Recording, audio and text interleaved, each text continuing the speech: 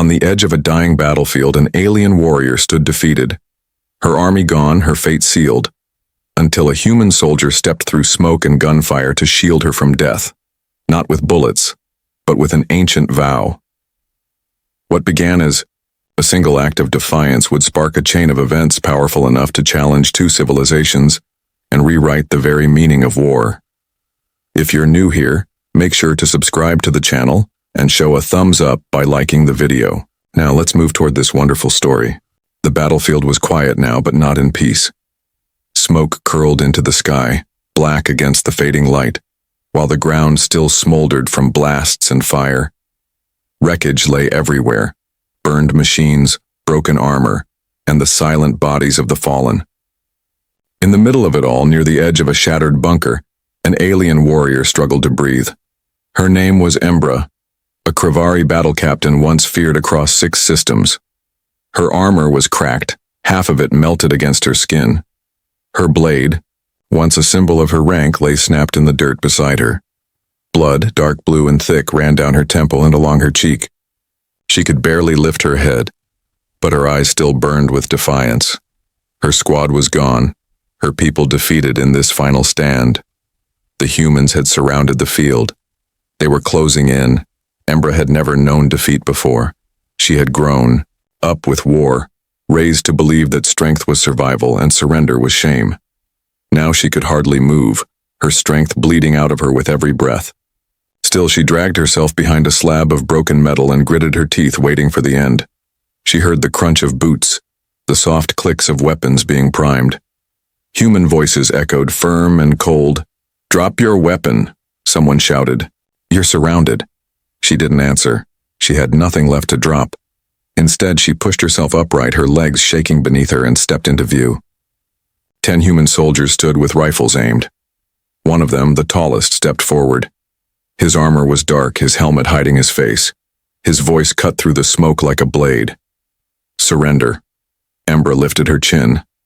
Her body trembled, but her eyes didn't waver. "I do not surrender," she said, her voice raw. For a moment, no one moved. Then the tall soldier gave a small signal with his hand. Weapons locked into place.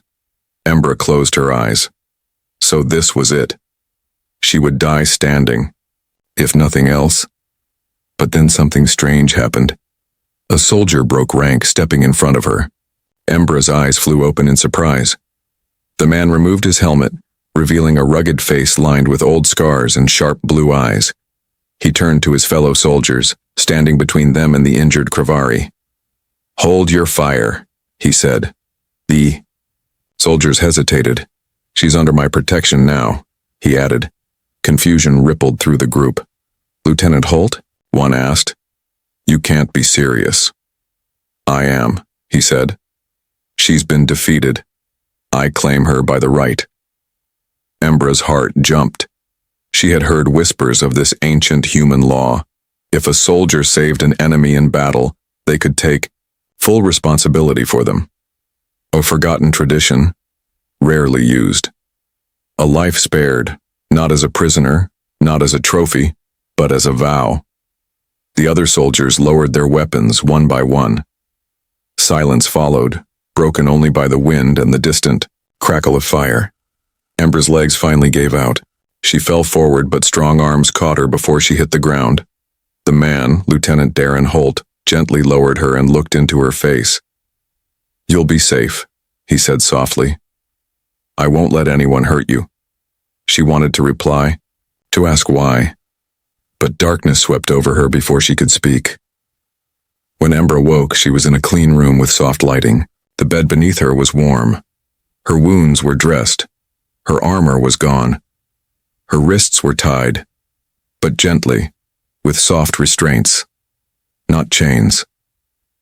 A human guard stood near the door, silent. She sat up slowly. Pain rippled through her ribs, but she stayed quiet. Her eyes scanned the room. It was small, but not a cell, not a cage either. Something in between. The door opened. Darren stepped in. This time he wore no helmet, just a plain black uniform. His expression was calm but tired. "You're awake," he said. Embra stared at him. Why? He shrugged. You were brave, and alone. I couldn't let them kill you. You claimed me, she said. Yes. She let out a dry, bitter laugh. So I belong to you now? Darren sat across from her, his posture relaxed. Not as a prisoner. You're under my protection. As long as I live, no one here will harm you. She narrowed her eyes. Why would a human protect a Kravari? He looked at her quietly. Because not all humans want this war. For a moment neither spoke. Embra didn't trust him, but she didn't hear lies in his voice. Only something strange and unfamiliar. Kindness. Strength too. But of a different kind than the one she had known. She leaned back, careful not to show how tired she still was. Her mind was racing. She needed to escape, to contact her people. But for now, she had no choice but to survive. What happens next? She asked. Darren stood. You rest, we'll talk later. He walked to the door. What's your full name? She called after him. He paused. Lieutenant Darren Holt. She memorized it. One day she would return to her people. But for now, her life was tied to this man. As the door closed behind him, she whispered to herself, claimed by right, but not tamed. And somewhere inside her a storm began to rise. The days after Embra's rescue passed slowly, like a storm waiting to break. Inside the human outpost, tension grew thicker with every hour. Soldiers whispered behind her back. Some stared at her with open hatred, others with fear. She walked the halls with silent footsteps, aware of every glance, every tightened jaw. Though no chains bound her now, she still felt trapped, surrounded by people who saw her as a threat, a weapon, or worse, a mistake. Lieutenant Darren Holt stayed close. He made sure no one touched her. He didn't treat her like a prisoner, but the others didn't see it that way. Many in the base believed she was a spy. Some even believed she was planning an attack from the inside. Darren spoke for her, defended her, even challenged his commanding officers. But that only made him a target too. One night the alarms went off. Red lights flashed through the base. Sirens echoed. Soldiers ran through the halls, shouting orders. Embra jumped to her feet. Her door was locked, but moments later Darren appeared, unlocking it fast. We've been breached, he said. By who? She demanded. We don't know, yet. She didn't wait. She grabbed a steel rod from the corner of the room, makeshift but strong, and followed him into the chaos. The halls were filled with smoke and shouts. Explosions shook the walls. Somewhere near the communications room, a fire had broken out. Then she saw him, a soldier planting something against a wall near the signal hub. A glowing device blinked in his hand. Embra's eyes sharpened. That wasn't just sabotage, it was a bomb. There! She shouted. The soldier turned and ran. She sprinted after him faster than the humans, driven by adrenaline and instinct. She tackled him hard, dragging him down to the floor. The helmet fell off and her breath caught. He wasn't human. He was Kravari, her own kind. He glared at her. You let them claim you, he spat. You carry shame. You tried to kill them, she growled back. You tried to kill me. They made you weak.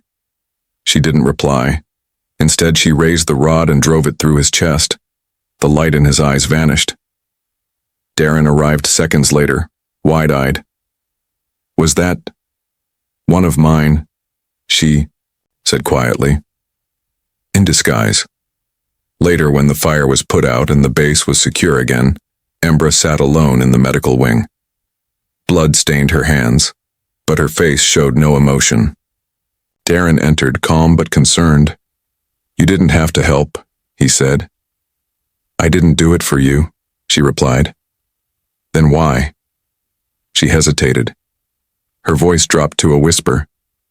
Because they sent him to kill me. Darren sat down across from her. Your people? She nodded. They think I've betrayed them, that I'm no longer one of them. Then what are you? He asked gently. She didn't answer right away. Her hands trembled. She had always believed in loyalty, in purpose. But now she was caught between two sides, Hated by both, understood by neither. That night, news spread quickly. Some soldiers cheered her actions, others called it a trick. Darren stood by her again, defending her in every meeting, every argument. But even he couldn't stop the whispers. In the mess hall, in the barracks, even among the command officers, doubt had planted its roots. The next day, Ember received another message. Not from the Kravari, not from the humans. A third signal, hidden in layers of code, had arrived through the old comms system. The words were simple, just her name, repeated over and over. Embra. It wasn't a message meant for listening, it was meant for finding. The signal had been buried deep in the ruins between the human and Kravari borders. A dead zone, a place abandoned by both sides, and yet someone or something was calling her from there. She brought the signal to Darren. This isn't Kravari tech, he said. It's older. Then what is it? She asked. I don't know. But it's calling you. She stared at the screen where her name flashed again and again. It chilled her. Not because it was a threat, but because it felt familiar. Like something she had forgotten, buried in her own memory. Darren stood beside her. You think you're caught between two enemies, he said. But maybe there's more than just two sides in this war. Ember looked at him, her voice low. I think I was never meant to choose a side. In her room later that evening, she sat quietly in the dark. Her body still ached. Her heart ached more. The bass had calmed, but the silence was heavy. She looked down at her hands, scarred and bruised, and wondered what kind of warrior she was now. Not trusted by her people, not welcomed by the humans, saved by a man who saw more in her than she saw in herself. She had spent her whole life fighting for her race, her cause. But in this strange moment, in the flickering lights of a foreign outpost, she felt something she had never felt before. Alone, but not empty. A storm was building, not outside, but within. And something told her the war she thought was over was only just beginning. The night before they left, Embra stood on the roof of the outpost staring at the stars. Somewhere out there, something had called her by name. Not with words, but with code, ancient and sharp, buried deep in old signals that no human or Kravari should still be using. And yet, there it was. A voice in the static that knew who she was. Darren Holt watched her from a few feet away, arms crossed, his face tense. You're sure about this? He asked. She didn't look at him. No, she said softly. But I need to know what's waiting out there. The next morning they left at dawn in a small stealth ship, only the two of them. The air was cold, the sky clear. They flew low over forgotten land, past scorched trees, shattered bunkers, and burned-out fields where no one walked anymore. The world below had been broken by war, and the silence left behind was worse than any battlefield. Their destination was a jagged ridge near the border. Old maps didn't even mark it. But the signal had given clear coordinates. Darren piloted with care, landing on a narrow strip of rock. No defenses triggered, no warnings sounded. Just a thick, heavy quiet. They stepped out into the wind. Embra led the way, her senses alert. After a few hundred meters, they found it, a hidden hatch covered by stone and sand. The metal was old and rusted, but still intact. She placed her hand on it. The door opened with a low hiss. Inside, lights flickered on slowly as they walked down. The air was stale. Walls were covered in markings, symbols from both Kravari and human language. It made no sense. They had never worked together, at least, not officially. What is this place? Darren asked, his voice echoing. I don't know, Embra whispered. But I think I've been here before.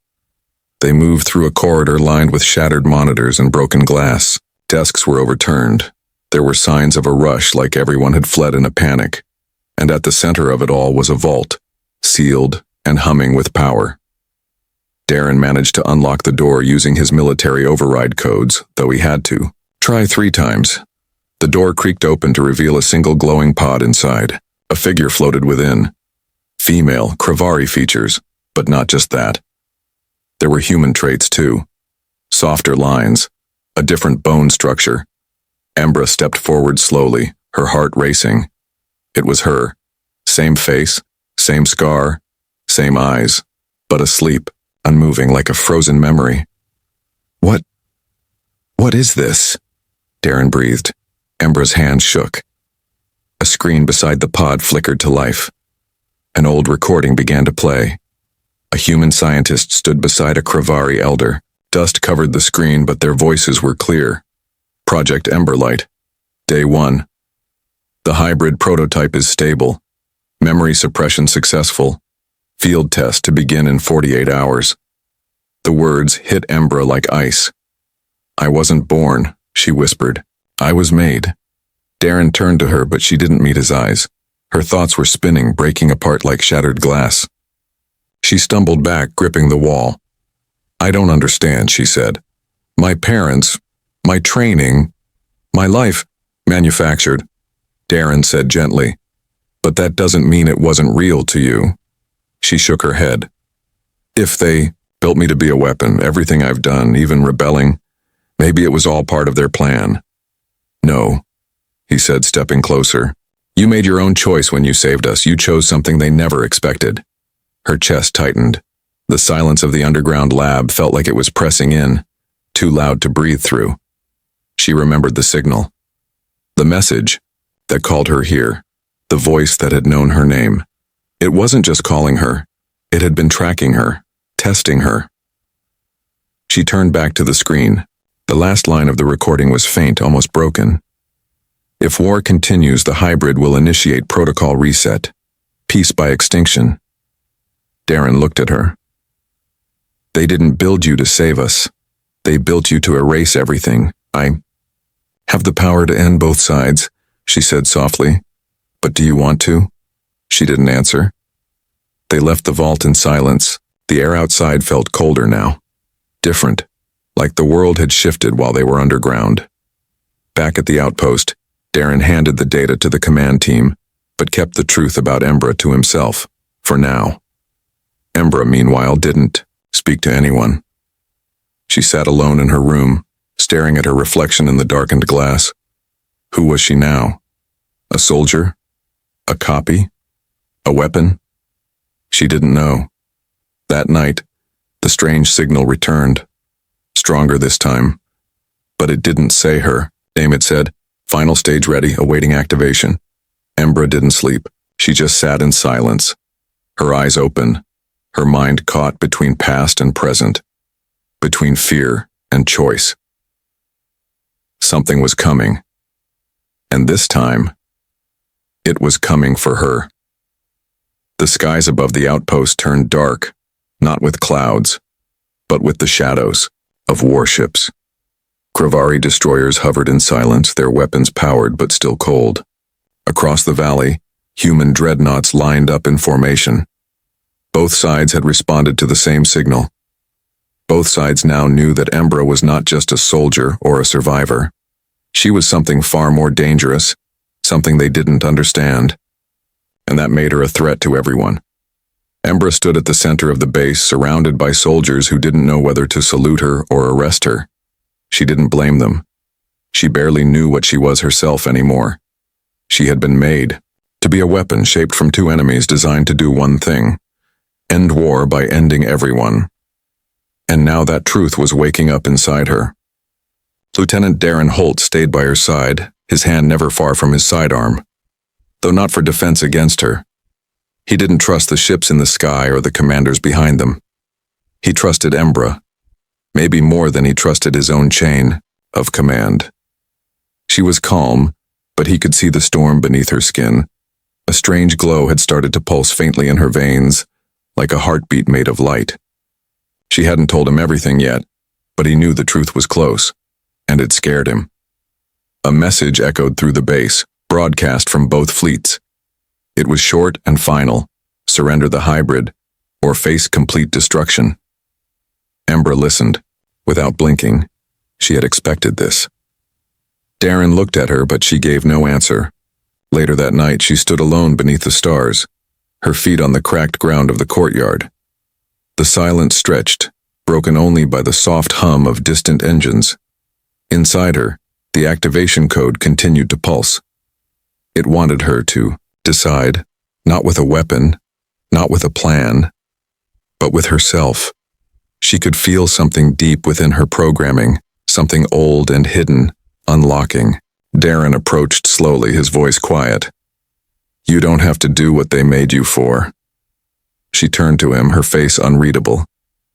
"I don't even know what I am." "You're the only one asking the right question," he said. "That has to mean something." Suddenly the air shifted. A low vibration spread across the ground. Above them, something massive moved in orbit. A shape emerged from behind the clouds, black and silent. An ancient station, not Kravari, not human. The true source of the signal. It had been watching for years, maybe centuries, waiting for her. The sky lit up with strange lights. All communication screens went black. Then a voice spoke. Cold, metallic, and not from this world. Inheritor confirmed. Protocol death seed initiated. Prepare for reset. Embra dropped to her knees, clutching her head as pain surged through her mind. Visions flashed. Cities burning. Planets wiped. Clean. Armies falling. The reset wasn't peace. It was extinction. A full wipe of war-capable species. Total silence. She could feel the command pulling at her. One word from her and the station would carry it out. It would destroy both fleets above.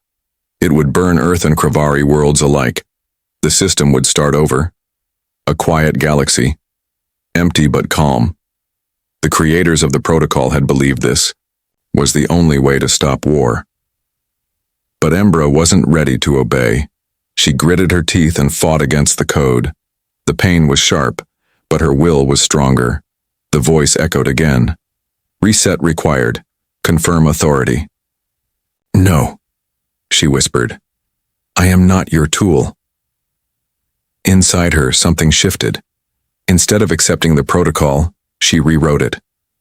She didn't understand the ancient language in her mind, but her instincts guided her. She reached into her own code, into the part that had been hidden all her life, and changed the instructions. Not destroy, not reset, change. The station flickered in orbit. Lights turned from red to silver. The ships above powered down. Weapons shut off. Engines paused. Across both fleets, systems failed. Not from damage, but from rewriting. Every weapon now demanded dual consent. Two sides. Both had to agree before anything could fire. The rule was simple. You cannot start a war alone. Down below, Darren fell to his knees watching the impossible happen. Soldiers from both armies stopped what they were doing. Confused. Awestruck. Embra stood slowly, her skin still glowing, but the light was no longer painful. It was peaceful. The voice in the sky returned, but softer now. Protocol changed. New path accepted. Reset denied. Embra looked up, breathing hard. This war ends here. Not with death. With choice. Later, after the station powered down and drifted quietly back into shadow, peace talks began. No one had a choice anymore. The war was no longer possible, not unless both sides agreed to start it again. And after what they had witnessed, no one dared. Embra didn't speak much after that. She didn't need to. Her actions had already become legend. Soldiers spoke of her in quiet voices as someone who didn't destroy the war but outsmarted it, who stood alone and chose a third path. In time, she left the outpost, not to hide, not to escape, but to walk her own way. Darren watched her go, unsure if he'd ever see her again. Some called her a miracle. Some called her a machine. But those who knew the truth called her one thing: the choice that changed everything.